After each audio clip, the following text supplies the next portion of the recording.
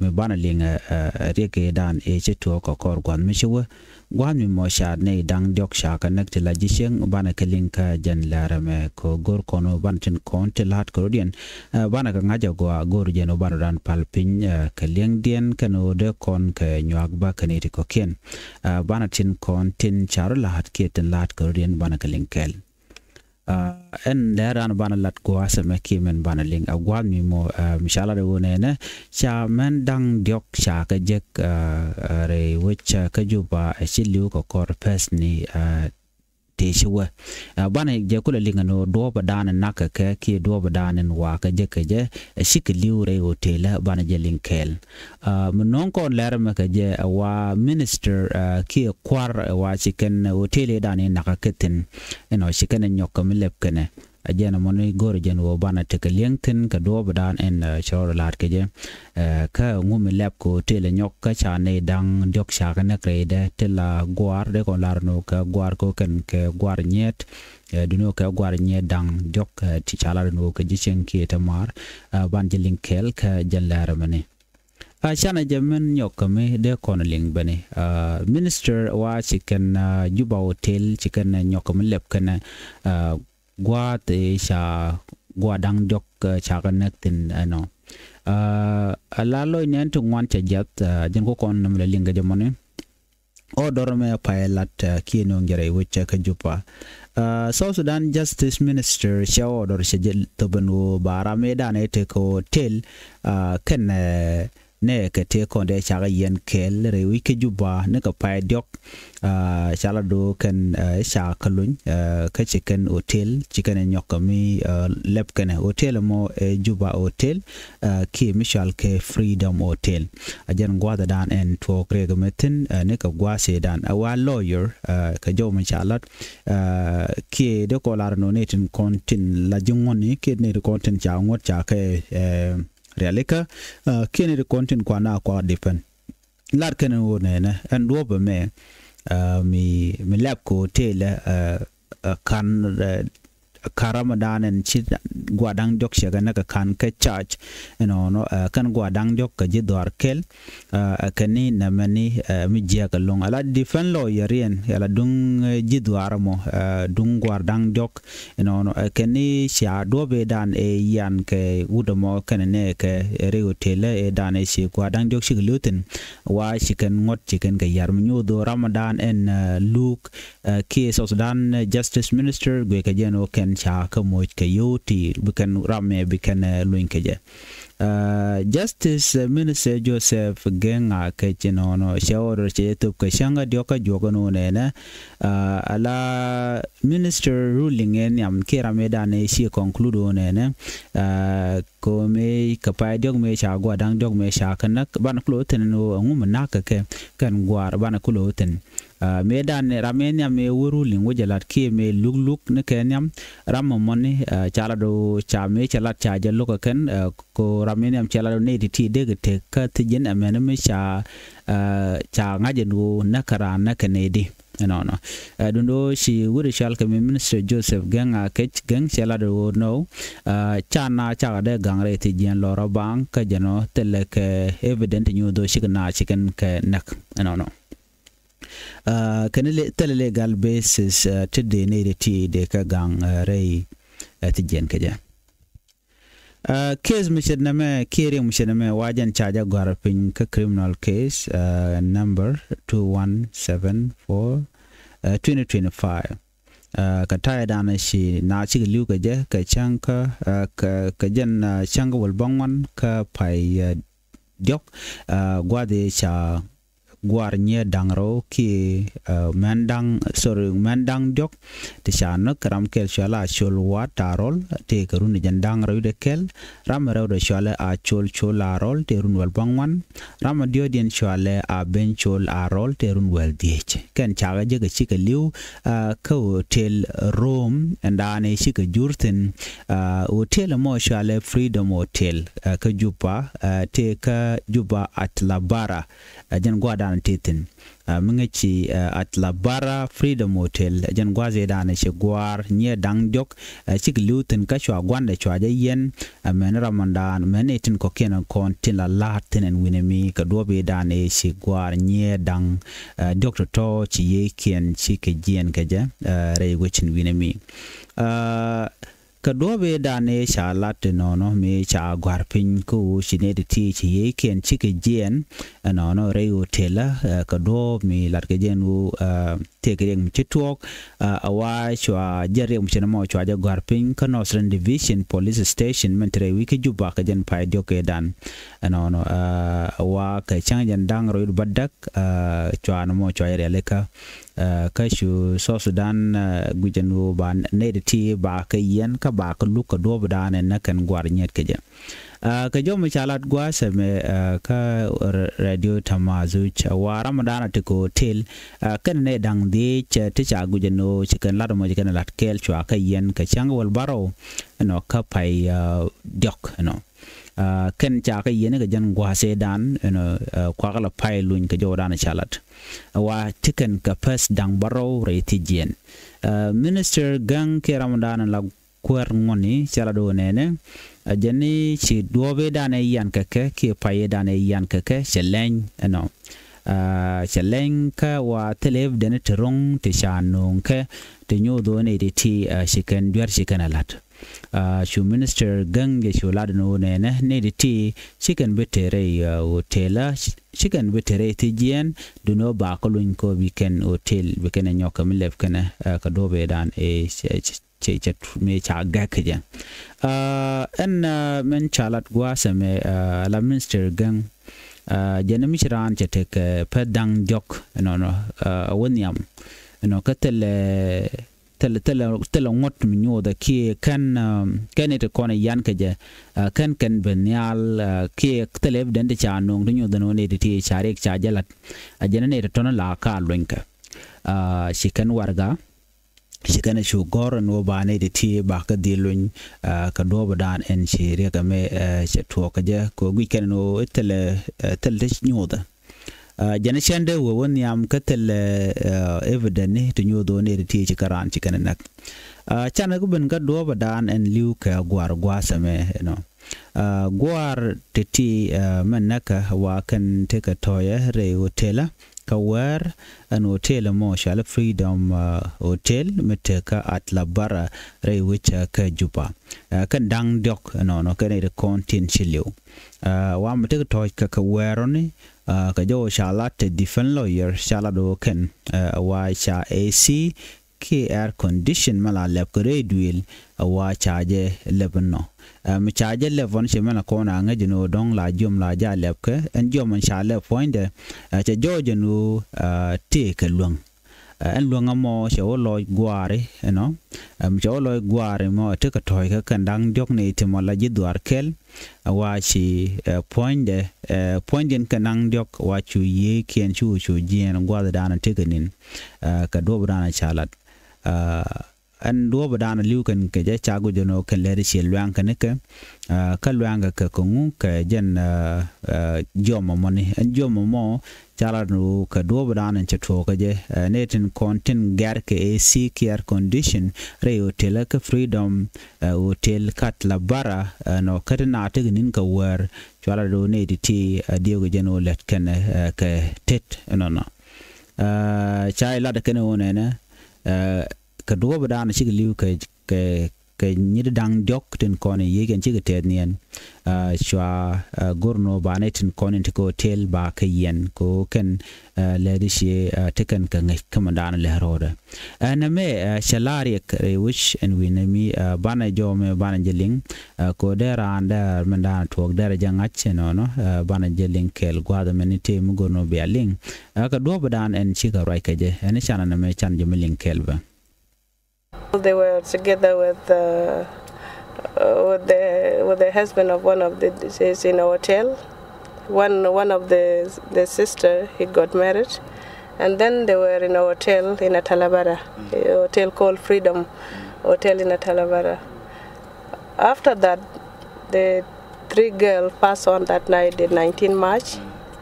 And then the father went and found out the daughters are fast on, and the husband were there, and he didn't do any move after that. In any way, I wasn't there. The body were taken to Mashra, and then he came back and opened a case in Malakia Station on 19 March 2025. After from 19 March and 4th, 5th, and then I fixed the case. Jo mishit keneme mishaling jenta danen chajelat keje ko bayenong jo rodien misharaitin do danen shi mishene me chetok but kenyam chaneme chan jemeling Ramadan and men la defend lawyer ka ken jisheng dang jok ti shanek tini cha jo danen chal men chalat advocate Josephine Azedeng Sharamo chaje larno men lade ngo cha netin content cha gwar nyet cha naga kere hotela no cha kala no men cha la me je ka no de ka lun gwan mi mo kane dang doctrine content cha kulelu ko hotelian kan ka kon real kan o banga jeno nga mi sirek chelat no sheng men cha ruling cha jala Ramadan and la kwarngoni kan me gorjeno de investigation de jakoria le kachana cha ka de lun loraba shiga right ke radio tamazu cha ka do dan dong de ken tidialti de ke le ke ko ngai ke jelong no mi dong te ke mu to la gorno banawe na gwa dan to gaten ka jan pa de ke dan ron kin dan ro jan dang ro de me ka freedom hotel in Atlabara kan ne to motela gwar nye tino tere to hotel ka wa kan gwa dan te gaten tiga kel ke shonya mandien no ala showram kel ka okay wa ka jen wara mon kanang dok ay jek ci liu no ko ne te kel cha chol go hotel wana ko hotel jen shonya mandien mo wuka ko hotel jen mala ko na ngai la na ko hotel like chere mi dera la normal ka do dana ngai ko ne ja instead shireka mo shawotu shan full report gwa chan yemiling ba ka do badana chalat ka je Ramadan ten wena mo chan yemiling. The cause of the death is believed to be AC. So the manager also from OLG or AC, he got arrested. Yeah. So 3 of them, they were arrested. And for the father, the husband, the husband of the girl, so he's supposed to do the move together with him, but there is no any process he's up to until it came to my attention to attend the case in the police, and then when I look into the file, there is no progress in the file. The evidence were not collected. Maling yana me an gwada dana en chikwar nye chikiluten chikajoling yana manim la AC air condition jen meshaja lef ngai kondiale meshaja lef jen la jada la ja ger ke ki oil meshaja ger and then wana mo banga jeno ngam ger so chicken gwara nye dang dok tini do dan lu ken kejem o ken la te karami mo mishi AC she oil she joger ke jodan chala ke jogwad so cha jat mi je ki mishi sherga chemical misha spray in jogwadan tignenten and then when mo ajan ku gwara nye lo nak re hotel ka men bi ngai gwasa me la native content te la hotel ka eno bi ken jom bi ken o ger ka wera tena tikin na mo jela question ko kan gwar nye dang jog jel kan ka shawde ndo ko la ram kel ka kan gwa diok ti jel kan shonyo mandien kel lo gwaro ka shonyo mandien ke nyamandien dan ko de te ka show so myo de no ka duno ne shilu ka ne dang jok kaner content to jere hotel ka an wena mo shula no sha hotel cha de mo ka jom shiro da lut ke chemical no nyok gwam chalat gwas me wa la hotel wa jen te ke ki meteten ngai kon la lep ke an do badan men cha ladeken kene en hotel ko cha ki de cha janan gwi ke jen odong te garamangan mandan le road and one of the key ko teleje ko gur ke jen de je ngachir mi shalinga watel investigation mi shalat ka kan korpen dang baro ka do badana liu gwar nye te liu kan ke jem te ne de chiwa ko gur ke jen de ngaje lungo ngum shore lat why ngum liu na ka je and the investigation it is still. Then I transfer the case from Malakia Station to Northern Division. And from there we form a committee to look into it, to get the approval from the Ministry of Justice, and then we start fresh. When we start fresh, the accused, which is a husband of one of the girls, he got arrested, together with the officer from National which posted to that hotel. He already, there is involvement, he involved to the case. He already got arrested. So the suspect, they become 6 in prison. And then there are other people still at large we are looking after. And also on our team as a prosecutor, we has the rest of the evidence to be collected for tests again. Yeah. You know, the defense lawyer side from the hotel and from the others accused, they're going for a field, I closed the hotel and then they reopen again. This is what we have been up to. And hotel then was closed for how many days? By then we're open. Since that the incident happened, they never closed it. After 4 months, I came to look into the file. I closed the hotel. Yeah. And then they reopen it again, they appeal it from a public prosecutor, which is DPP. And then I came and appealed his decision to Undersecretary. The Undersecretary was requested. Yeah, the Undersecretary was a decision that the hotel should be remain closed until the investigation finish. Yeah. They close it again, that hotel, it's called Freedom Hotel in Talabara. They close it, khalas, and then we start other investigation. Joling yana magwasame ka jan nyam pairo jene Ramadan and la different lawyer ka jan family ndana shikwa dang jok shikalutin jene ngo ba na ba kanaka ba Ramadan and chiran chinak ba jelunya kan investigation kana tuk ken mo chi chong ke jagalong gwasame chidemen chaling won kan ko te go hotel room chaterami momishi jate jawo wojre jere duel raina Ramadan la suspect de go je jan Ramadan en la chonyal no jan Ramadan ne ke check de kel de je kan gwa dang ro je le kel de la family kel mi yen gu yen ko enwo dong de family ne dang dok de kanak ne te mo shana nga chonya man de ne wo ka ko tel kel ka ber na bu ka liye den belo jien ki bu ka lo liu nyu de no te ka mu tok mi chalet kaka antam cha chulad no en Ramadan dong kwa lad jien kwa lat ko tele ko en hotel ngai kon joma dan tin so joma jen cha mo jo ke ngade ka meji ka jom je no kia ka wel de ko lar chamu ka wel ki kam ko wel mo den jo kare jam jene to cha ko naknin no ajen mo kwala kam ne de ti so la chonyal jen go Ramadan go kano dio je de na de kana ka ta dan lat ke je ga banman kule la shocking was me lunga order dana cha to beno aram me machine na chi gan ko no e ba ka kamra lora bang telemi mi cha je ka kwiden so order mi shine me cha la do shagwa Ramadan la gwan nyede no la chola rol no che justice minister che go kwe der ko telan mo go am chikan lat ka queen enten konen cha der cha jalat alaken kani che cha ta dan la AC cha jak changa de ya jak ta e dan liu na ka je gwade dan che gwar nye ti gluten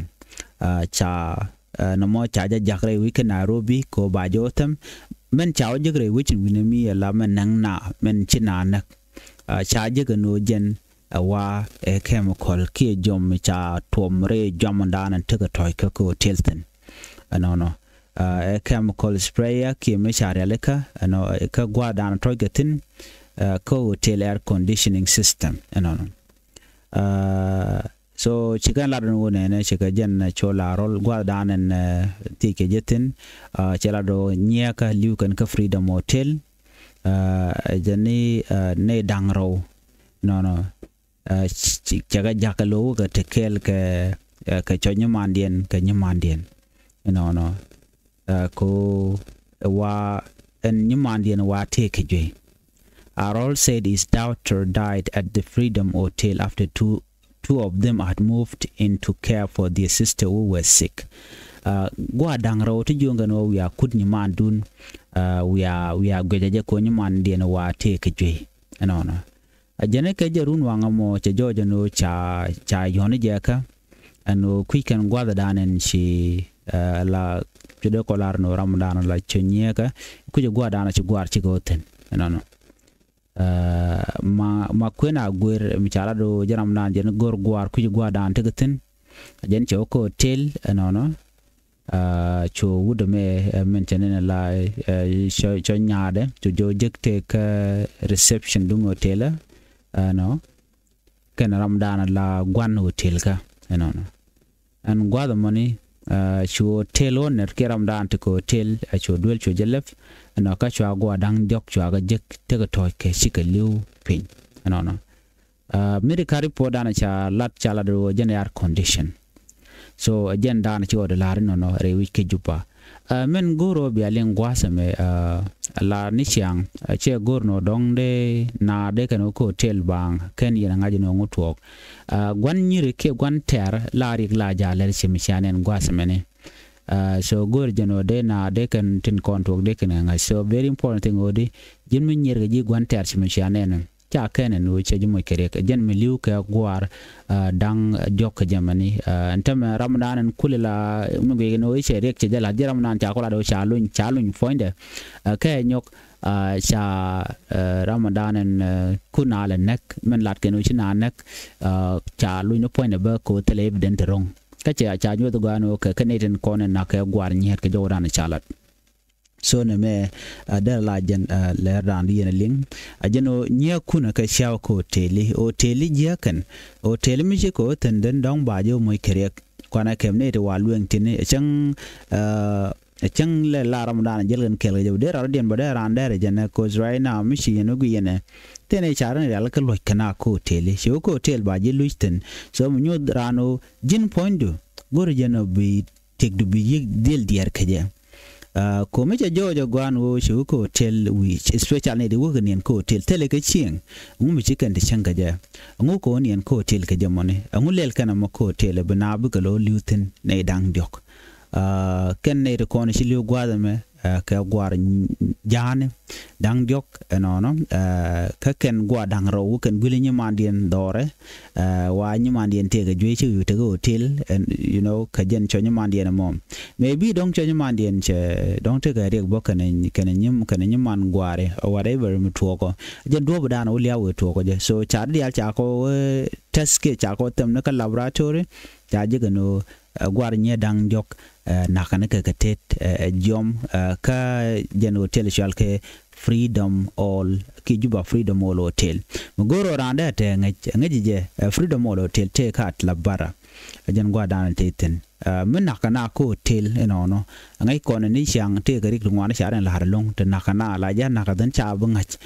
ki bablan ye dob da dien no e chetene den ka ngai kon diara no ti halti garlat ke te human ko dong they have to get away with this situation me machi jen chuang so and justice me Quran ko jaluin ka jana chirek jalat without do banga jeno do toge de so na me gore gwech mi jidit jo me gore jeno de nywa yakel ane